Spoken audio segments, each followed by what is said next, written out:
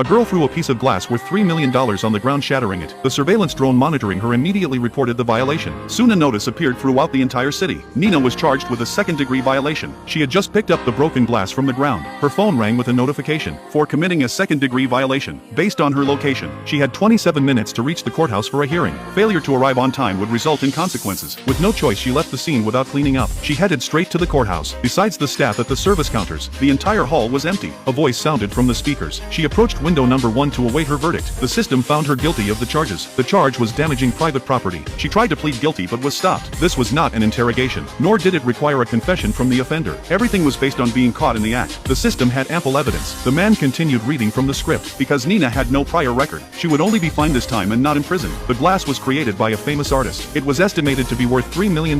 She was stunned. How could she possibly afford this? The man interrupted her unfinished words. Since the company had declared it would not press charges, she did not need to pay for the damage. However, due to this violation, she needed to pay a $12,000 fine to the city hall. Hearing this result, she still found it hard to accept. All her wages had gone toward paying off student loans. This amount of money was astronomical to her, yet she had to pay the fine within a week. Otherwise, she would compensate through imprisonment. Nina begged the man for leniency, but he had no authority to change the penalty. Everything was determined by the system, as long as she didn't commit any more crimes. Helpless Nina left the courthouse. This sudden incident caused her to miss her father's funeral. Her best friend came to comfort her, but assumed her father had died of natural causes. Nina couldn't tell her friend the real story. Her brother took her to the coffin, but their father's body was not there. Nina called the system to ask about the body's whereabouts. The system informed her that the body was in cold storage, and could not disclose the reason for the delay. The family was asked to wait patiently. This was absurd. All the family members were waiting at the funeral, yet their father's body was being held. Nina, feeling powerless, had no other option. She had to seek help from a city hall official. Dickie told her to calm down first, and took her to the city's exit. Nina had never left Omniscient City since birth. Once people stepped outside the gates, the surveillance drones no longer had authority to follow, because Omniscient City was the first AI-managed city. After leaving the control zone,